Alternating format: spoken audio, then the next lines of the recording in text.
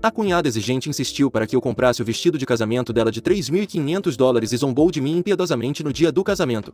Estou casada com o irmão dela, Martim, de 28 anos, há cerca de 1 ano após 4 anos juntos. A família de Martim gosta de mim, exceto Cristina. Ela nunca simpatizou comigo e nunca entendi por quê. Inicialmente tentei ser simpática, mas ela era tão rígida e má que desisti. Ela me lembrava das meninas malvadas com quem lidei no ensino médio e faculdade, então sabia que tentar ser amiga dela não funcionaria. Ela me ignorava e eu fazia o mesmo. Martim tentou fazer com que nos dessemos bem algumas vezes, mas desistiu quando viu que ela não correspondia, e ninguém mais se importava o suficiente para nos forçar a nos unir. Para resumir, Cristina e eu nunca tivemos um ótimo relacionamento e nunca esperei que ela mudasse. Fiquei chocada quando alguns meses atrás ela me pediu para ser sua dama de honra. Não estava interessada, mas disse que precisava de tempo para pensar, embora já estivesse inclinada a recusar. Falei com Martim antes de eu recusar e ele achava que seria uma boa ideia passarmos um tempo juntas, então acabei aceitando. No início ela foi simpática comigo, o que foi uma mudança bem-vinda. Nos divertimos planejando e indo para brunch juntas, mas então ela me pediu para comprar o vestido de noiva. Era um vestido de $3.500, e embora fosse bonito, eu não achava necessário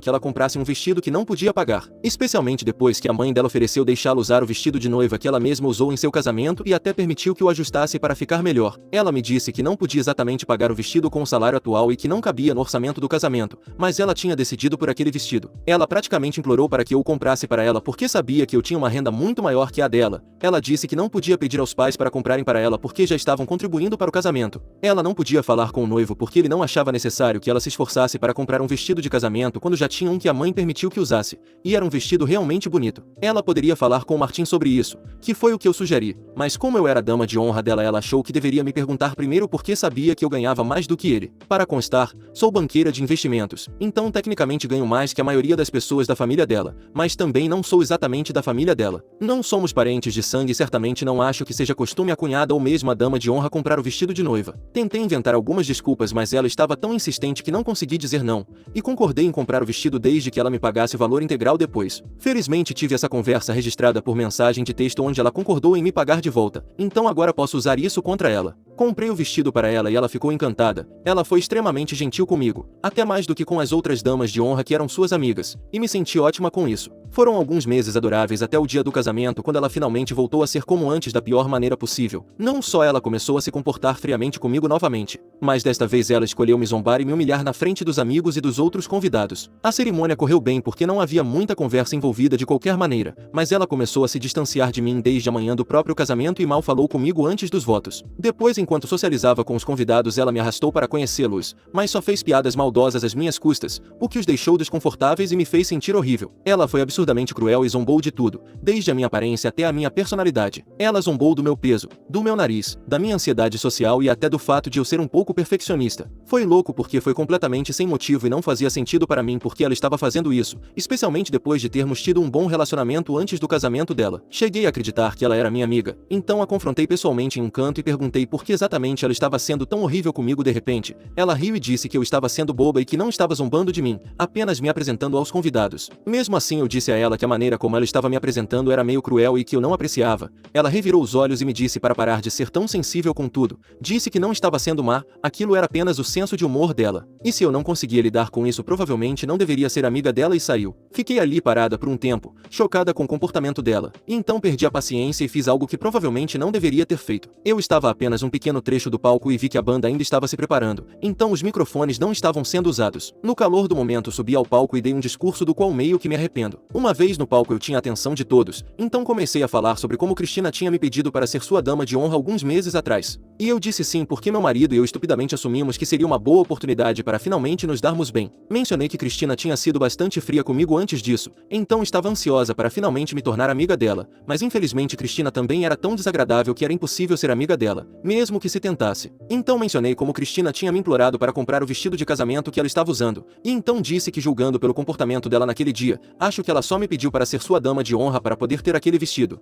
E dado que eu era sua parente de maior renda, ela provavelmente teve que engolir e ser legal comigo por alguns meses só para poder ter o vestido que queria. Percebi depois de um tempo que alguém havia cortado a energia do microfone. Então comecei a gritar meu discurso e pude ver a segurança tentando se abrir caminho pela multidão para chegar até mim. As pessoas não conseguiam ver, mas mesmo assim peguei meu celular e mostrei a todos as mensagens das quais eu tinha capturas de tela. Chamei ela de deselegante, ingrata e psico. Disse que estava feliz por não ser amiga dela, então saí do local antes que a segurança pudesse me tocar. Eu podia ouvi-la chorando e isso me trouxe uma grande satisfação. Então nem olhei para trás e continuei caminhando até chegar ao ponto de ônibus mais próximo do local. Nem mesmo chequei meu telefone até estar no ônibus que ia para casa. E quando finalmente o fiz, percebi que tinha cerca de 100 mensagens da minha família. Meus pais tinham sido convidados para o casamento e viram tudo acontecer. Eles não estavam exatamente acusatórios, mas pareciam muito confusos nas mensagens e me pediram para entrar em contato assim que possível. Martim, por outro lado, acabará de me enviar algumas mensagens dizendo que o que eu tinha feito era insano e que precisávamos conversar quando ele chegasse em casa. Ele também me disse que depois que eu saí, Cristina ficou praticamente inconsolável e tudo parou por cerca de 10 minutos enquanto todos tentavam acalmá-la. E ele me disse que eu devia a todos um enorme pedido de desculpas. Todas as outras mensagens eram de parentes irrelevantes deles que estavam se envolvendo só porque queriam fazer parte de todo o drama e fofoca que inevitavelmente aconteceria depois disso.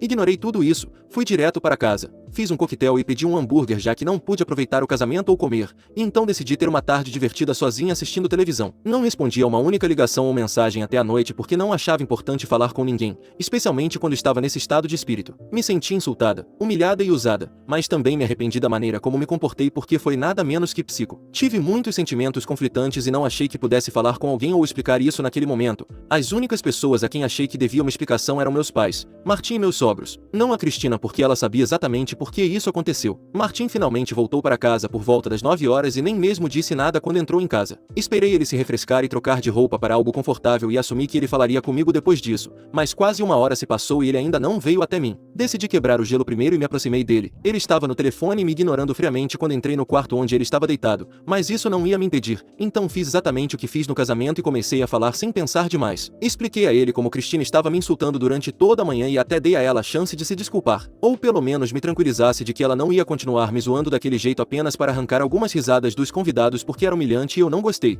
Mas ela me disse que eu estava fazendo um drama por nada e isso foi o que realmente me irritou. Especialmente porque fui eu quem comprou o vestido para ela, mesmo sem ter obrigação alguma, e mesmo assim ela não podia nem ser um pouco grata a mim, agindo como se eu fosse a única que estava exagerando. Isso me deixou furiosa e eu não consegui me segurar, então revelei isso para todos os convidados dela. Basicamente eu só fiz o que ela estava fazendo comigo, mas a única diferença é que eu tinha um microfone e ela não. Eu pensei que essa seria uma explicação suficiente para o Martim, mas ele não disse nada e continuou me ignorando. Então eu surtei novamente e disse a ele que ele precisava falar comigo. Foi quando ele finalmente olhou para mim e disse que entendia que eu me sentia humilhada, mas isso ainda não era motivo para eu estragar o dia do casamento dela porque não era apenas um evento para eles e refletia mal em toda a sua família. Ele também me disse que eu poderia ter lidado com a situação de muitas maneiras melhores, mas escolhi fazer a coisa mais desequilibrada. E depois do que eu fiz ele não podia simplesmente falar comigo e me tratar da mesma maneira, a menos que eu me desculpasse com ele e sua família, especialmente com a Cristina porque apesar do que ela disse, o fato de eu ter arruinado o casamento dela ainda está de pé. Eu achei ridículo ele esperar que eu me desculpasse com a Cristina porque na minha opinião, ela foi a razão por trás de toda essa bagunça e eu apenas reagi a isso. Claro, talvez eu tenha exagerado um pouco, mas ela foi quem começou, e foi louco para mim ele não culpá-la por nada. Então discutimos por isso e eu disse a ele que não ia me desculpar com ninguém além talvez dele e seus pais. Não havia como eu pedir desculpas a Cristina, e ele podia ficar bravo comigo se quisesse, mas isso não ia mudar minha opinião. Ele disse que eu estava agindo de forma louca e irracional, e só poderia conversar comigo quando eu decidisse ser menos irracional. Já se passaram alguns dias e não conversamos um com o outro, e estou começando a pensar que talvez não esteja exatamente certa nessa situação, mas realmente não quero me desculpar com a Cristina. E mesmo que possa me desculpar com o Martim e seus pais, não acho que preciso dizer o mesmo para ela porque ela foi quem errou primeiro. Ela foi terrivelmente horrível comigo e na minha opinião ela mereceu completamente o que eu fiz, e eu não acho que depois desse tipo de desrespeito alguém queira se desculpar com ela. Mas por mais que eu odeie admitir, o Martim também tem um ponto, e eu poderia ter lidado com isso melhor, o que não fiz porque estava realmente com raiva, e agora simplesmente não sei como me sentir sobre tudo isso. Atualização 1. Então, alguns de vocês têm perguntado se a Cristina entrou em contato comigo após o desastre do casamento. E para responder a isso, não, ela não entrou, e nem meus sogros. Também para deixar claro, eu realmente não sei por que a Cristina não gosta de mim, porque ao contrário do que se pensa, ela e eu nunca nos conhecemos antes de eu começar a namorar o Martim, então não há nada do meu passado que pudesse ter levado a esse ódio intenso por mim. E sinceramente, não tenho ideia de por que ela me odeia tanto. Gostaria também de acrescentar que desejo que ninguém julgue o Martim e meus sogros apenas pelo que eu disse porque todos eles são realmente pessoas maravilhosas e sempre foram ótimos comigo. Estamos passando por um momento difícil agora por causa do que aconteceu no casamento. Mas antes de disso todos eles sempre foram amorosos comigo, especialmente o Martin. E mesmo agora o Martin está apenas defendendo sua família. Não posso comentar se o que ele está fazendo está certo ou errado porque ainda não decidi sobre isso, mas não é como se ele estivesse sendo cruel comigo, e nem está sendo duro comigo. Ele sempre foi um parceiro maravilhoso e apenas essa discordância não é o suficiente para nos separar, então por favor parem de esperar, rezar e sugerir que eu peço o divórcio porque isso definitivamente não vai acontecer. Atualização 2. Passou uma semana desde o casamento, uma semana realmente difícil. O Martin e eu não estávamos nos falando por uma semana inteira e hoje finalmente cedi porque acho que estraguei tudo. E mesmo que não tenha me desculpado com a Cristina, eu precisava me desculpar com ele porque arruinei um evento familiar que era muito importante para eles. Depois que ambos voltamos do trabalho hoje decidi trazer isso à tona no jantar e disse a eles o quanto estava arrependida por perder a cabeça no casamento. Também disse a ele que ia falar com os pais dele e tentar acertar as coisas com eles também porque eles não mereciam isso. E eu sabia que os parentes deles provavelmente estavam se divertindo fazendo piadas sobre o meu colapso no casamento. Mas também deixei muito claro que ainda não ia me desculpar com a Cristina porque ela era uma pessoa horrível e eu não queria nada com ela. Ele ficou quieto por um tempo, mas então me disse que estava tudo bem e que eu não precisava me desculpar com ela. Ele estava apenas muito bravo outro dia, então estava sendo injusto e percebeu isso muito depois. Ele parecia exausto e me disse que tinha sido um momento muito difícil para ele porque estava enfrentando críticas de quase todos na família. E a única pessoa com quem ele queria conversar sobre tudo isso era eu, mas eu nem estava falando com ele. Então também tinha sido uma semana bastante miserável para ele. Ele me disse que seus pais estavam furiosos comigo e que ele não achava uma boa ideia eu ir pedir desculpas a eles agora e me aconselhou a deixá-los esfriar um pouco antes de falar com eles. Ele também disse que estava realmente irritado com seus tios e tias e outros parentes porque eles não tinham nada a ver com isso, mas por alguma razão sentiram que era da conta deles comentar sobre mim e me chamaram de nomes realmente pejorativos no grupo de mensagens da família. Ele me disse que saiu do grupo há um tempo, mas seus pais continuam enviando essas mensagens para ele para lembrá-lo de como a família se sente em relação a mim agora. E aparentemente eles querem que eu me desculpe com a Cristina e o resto da família pelo meu comportamento. Eu honestamente não me importo em me desculpar com o Martin e sua família, mas não me desculparei com a Cristina sob nenhuma circunstância. O que ela fez não foi certo e ela é quem me deve um pedido de desculpas primeiro. Eu disse ao Martin que estava pronta para pedir desculpas à família, mesmo depois do que me chamaram, mas não me desculparia com a irmã dele. Para minha surpresa, ele realmente me disse que eu não precisava me desculpar com ninguém porque se esse incidente ensinou algo a ele, foi que todas essas pessoas se importavam apenas consigo mesmas. Ele as chamou de egoístas e respondeu que não achava que eu precisava me desculpar com ninguém porque eu não estava respondendo a eles. Ele disse que aparentemente tentou dizer aos pais e aos outros membros da família que na verdade foi a Cristina quem me instigou e provocou a fazer isso, mas nenhum deles estava pronto para acreditar nisso e apenas me rotulou de louca sem nem ouvir meu lado da história. Eles tinham certeza de que sua pequena Cristina era simplesmente incapaz de ser cruel com alguém, então Martin sabia que não adiantava tentar argumentar com eles. Ele sabia que eles apenas usariam o pedido de desculpas como uma forma de me humilhar ainda mais e ele não ia deixar isso acontecer. Ele me disse que ainda mantinha sua posição inicial e ainda acreditava que o que eu fiz não estava certo. Mas nem a Cristina era tão inocente quanto estava sendo pintada, então ele me disse que eu não deveria me desculpar com ninguém. E mesmo se eu quisesse pedir desculpas aos pais dele pelo bem da minha própria consciência, eu deveria fazer isso adequadamente, quando eles estivessem se sentindo mais receptivos e abertos a isso, pois se eu fizer isso agora será bastante inútil, então acho que tudo acabou bem para nós dois. Não é perfeito e não é ideal, mas pelo menos consegui tirar isso da minha consciência com o Martin. No final das contas o que importa para mim é o que meu marido pensa de mim, todo mundo mais pode simplesmente se danar. Atualização 3. Ei pessoal, sei que muitos de vocês têm pedido por uma atualização, mas para ser honesta, não aconteceu muita coisa desde a última vez. Quero dizer, depois que Martin e eu nos reconciliamos parei de me preocupar com o que a família dele pensava de mim. Ele foi promovido no trabalho, então decidimos fazer uma pequena viagem porque estávamos ambos muito estressados, e foi isso. Em relação aos meus próprios pais, expliquei tudo a eles e eles entenderam. Não estavam preocupados porque isso não tem nada a ver com eles. Estão apenas felizes que Martin e eu estamos nos entendendo e fizemos as pazes logo após nossa briga. E isso é tudo com que eles se importam realmente. Nem a Cristina nem seus pais entraram em contato comigo, e honestamente acho que é melhor assim. Meus sogros foram maravilhosos comigo quando me casei com essa família, mas agora respeito o fato de que eles estão escolhendo o lado da filha em vez do meu, mesmo que ela esteja errada. É a escolha deles pessoal e eu não vou guardar rancor. Atualização 4. Então, faz um mês desde minha última atualização e hoje recebi meu dinheiro de volta da Cristina, o que foi uma descoberta bastante surpreendente porque eu quase havia esquecido dela e da confusão do casamento. Ela também me mandou uma mensagem porque eu não a tinha bloqueado, e finalmente descobri a verdadeira razão pela qual ela não gostava de mim, e é tão estúpida quanto eu esperava. Aparentemente uma de suas amigas tinha uma queda pelo Martin e ela estava prestes a arrumar um encontro entre eles, mas aí ele me trouxe para casa e me apresentou à família, e a amiga dela acabou ficando com o coração partido e ela me culpou por isso. Foi por isso que ela não gostava gostava de mim. Aquela amiga dela realmente gostava do Martin e gostava dele por um longo tempo, mas depois do nosso primeiro ano juntos ela percebeu que nunca teria uma chance, então se mudou para outro estado para trabalhar e está indo muito bem agora pelo que ouvi. Não sei como isso tudo é culpa minha, mas acho que para Cristina ela só precisava de um motivo para não gostar de mim e escolheu isso. Preferia não ter descoberto o motivo agora que sei que é algo tão bobo. Conte a Martin sobre isso e ele me disse que sempre teve uma ideia, mas nunca conseguiu ver aquela amiga dela como algo mais do que a melhor amiga de sua irmãzinha, então mesmo se eu não estivesse presente eles ainda não teriam ficado juntos. Mas seja como for, pelo menos acabou e não preciso mais falar com a Cristina nunca mais. Próximo relato. Qual foi uma decisão tomada em fração de segundo que salvou sua vida? Depois que saí correndo senti que talvez tivesse exagerado na reação, mas 8 meses depois descobri que fiz a escolha certa. Eu tinha acabado de sair de um relacionamento de 3 anos e pensei que um pouco de paquera casual seria divertido, então decidi experimentar o Tinder. Deixei claro para as poucas pessoas com quem combinei que não estava em busca de algo sério, apenas jantares esporádicos ou uma noite em um bar. Cerca de uma semana após criar minha conta combinei com um rapaz muito charmoso, a quem vou chamar de Pedro. Ele tinha acabado de se mudar para minha cidade e também não estava procurando algo sério, queria apenas conhecer pessoas e lugares interessantes. Na primeira noite nos encontramos em um famoso bar de tapas. Escolhi este lugar porque tinha amigos que trabalhavam lá, o que me fazia sentir mais segura. Pedro chegou no horário. Conversamos bastante e ele se mostrou uma pessoa muito legal. Descobri que ele era engenheiro de software e tinha se mudado há pouco tempo para a cidade. Ele estava hospedado com amigos. E como eu sabia que o aluguel aqui era caro, não questionei. Ele perguntou onde eu morava e contei que tinha um apartamento de um quarto no centro da cidade. Ele se ofereceu para me levar para casa, mas declinei preferindo ir de Uber. Ele perguntou se era porque eu encontraria outra pessoa depois, e eu ri achando que era uma piada, mas era o primeiro de vários sinais de alerta que eu ignoraria. 3 dias depois vi Pedro novamente. Ele disse que estava pensando muito em mim e queria me ver.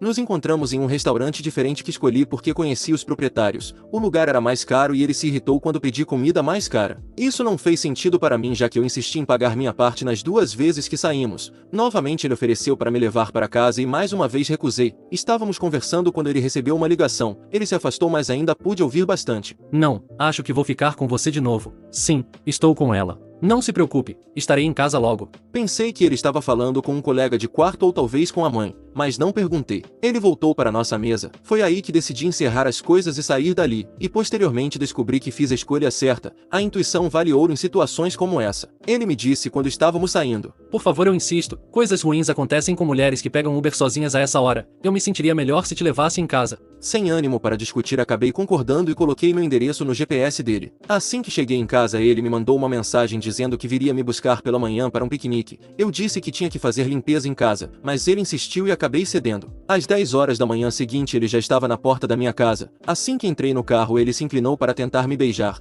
Obviamente fiquei desconfortável, mas não queria estragar o piquenique e consegui evitar o beijo. O piquenique até que foi agradável. Ele tentou me beijar mais algumas vezes, mas consegui evitar em todas. Por volta das 16 horas comecei a me sentir cansada e disse que queria ir para casa. O parque em que estávamos ficava a 1h30 de carro da cidade, então pegar um Uber não seria viável. Ele concordou que era hora de ir embora e voltamos para o carro. Adormeci durante a viagem de volta e quando acordei ele perguntou se deveríamos terminar a champanhe que sobrou dos mimosas no meu apartamento. Eu disse que não queria e ele perdeu a paciência, aumentou o tom de voz e disse algo como: O que você está escondendo de mim? Seja honesta, por que você está tão desesperada para me manter fora do seu apartamento? Fiquei tão confusa que não consegui responder. Ele me deixou em casa, mas pude ver o carro dele do outro lado da rua durante uns 30 minutos antes dele ir embora. 5 minutos depois que ele saiu me mandou uma mensagem dizendo que tinha chegado em casa e que estava se apaixonando por mim. Fiquei assustada, principalmente porque deixei claro que não queria nada sério. Respondi que se ele estava se sentindo assim era melhor pararmos de nos ver, pois eu não senti o mesmo. Se passaram 5 dias até que ele me mandou uma mensagem perguntando se eu queria ir a um restaurante indiano que ele sabia que eu adoraria. Estupidamente concordei, já que ainda não tinha jantado, e pedi para ele me mandar o endereço para encontrá-lo lá, mas ele insistiu em me buscar. Às 19 horas ele me disse que estava na portaria, e quando desci vi que ele estava apenas parado no meu portão esperando. Abri o portão e ele entrou. Me mostre qual é o seu apartamento, adoraria ver como você vive. Sim, essa foi sua frase de abertura, sem um oi ou como você está, então naturalmente fiquei desconfortável. Disse a ele que estava faminta e que só queria ir ao restaurante, e ele concordou. O jantar foi tão constrangedor quanto você pode imaginar, e no meio dele ele recebeu outra ligação, mas não se afastou. Desta vez eu não estava tentando ouvir a conversa, mas ele falava tão alto que era impossível não ouvir. No meio da conversa ele se virou para mim. Eu vou dormir com você hoje à noite? O que está acontecendo? Do que ele está falando? Fiquei sentada lá em choque e terror absoluto. Eu perguntei: O que você acabou de me perguntar? Nós vamos dormir juntos hoje à noite? Não, absolutamente não. Por que você continua avançando em mim depois que eu disse várias vezes que não vamos ter esse tipo de relacionamento? Ele ficou com uma expressão de raiva no rosto e sussurrou algo no telefone antes de desligar. Nossa comida chegou e mal conversamos. Perguntei por que ele havia dito aquilo antes, e ele mudou a história para que apenas queria ver como eu morava. Então eu disse a ele muito francamente que não gosto de ter estranhos no meu apartamento. A conta chegou, eu paguei a minha parte, ele pagou a dele. Eu disse que ia pegar um Uber para casa, mas ele perguntou: Para quê? Eu já sei onde você mora. Me deixe te levar. Eu já havia decidido que seria a última vez que o veria. Entrei no carro dele e alcancei o banco de trás para pegar meu suéter que havia deixado lá mais cedo, mas em vez disso vi uma grande bolsa de viagem aberta. Pelo que pude ver, havia muitas roupas, produtos de higiene pessoal e um travesseiro. Agora, eu não dirijo e nem tenho carro, mas sei que minha irmã sempre tem um monte de coisas aleatórias no carro dela. Esse conjunto específico de coisas, no entanto, não parecia aleatório. Ele ficou em silêncio durante a viagem até chegarmos ao meu apartamento. Você sabe como é egoísta? Não tive problemas em te dar carona, mas você não quer que eu durma com você? Nesse ponto, eu sabia que estava lidando com alguém mentalmente perturbado. Disse a ele que nunca tive problemas em pegar Uber e que se ele estava tão incomodado, eu não me importaria de pagar o que os Ubers teriam me custado. Eu estava tão farta e cansada das atitudes dele. Então ele recebeu outra ligação. Pude ouvir outra mulher falando do outro lado da linha. Pensei que pudesse ser uma ex-namorada ou algo assim, mas antes que eu tivesse a chance de processar o que estava acontecendo, ele desligou e começou a gritar comigo. Não tenho para onde ir. Está feliz agora? Você é apenas uma garota feia e mimada vivendo com o dinheiro dos seus pais. Você só está me usando para caronas como se eu trabalhasse para você. Meu corpo inteiro ficou rígido de medo. Eu não sabia se ia chorar ou vomitar. Só estava planejando minha fuga desse veículo infernal. Tentei abrir as portas do veículo, mas estavam trancadas. Eu disse apressadamente: Destrave a porta, você está me assustando. Ele apenas ficou lá sentado sem dizer nada por um tempo. Decidi que não ia esperar até que ele mudasse de ideia. Alcancei minha bolsa e peguei a ferramenta de segurança para carros que meu pai me fez carregar comigo. Tinha um quebra-vidros e o usei para literalmente quebrar a janela e sair por ela. Ele tentou me impedir, mas dei um chute forte em sua mandíbula. Consegui sair pela janela e corri para o meu apartamento. Não olhei para trás, mas sabia que ele ainda estava lá. Imediatamente o bloqueei e não tive notícias dele por muito tempo, até que um dia, cerca de 8 meses depois, vi o rosto dele na TV. Ele havia sido preso por tirar a vida de 3 mulheres da minha idade. Ele usava várias identidades falsas e aplicativos de namoro para ficar a sós com as mulheres, e então tirava suas vidas. Seu nome nem mesmo era Pedro, era apenas uma de suas identidades falsas. Fim dos relatos. Se gostou das histórias, deixe seu like no vídeo e assista mais relatos clicando no vídeo que está aparecendo agora.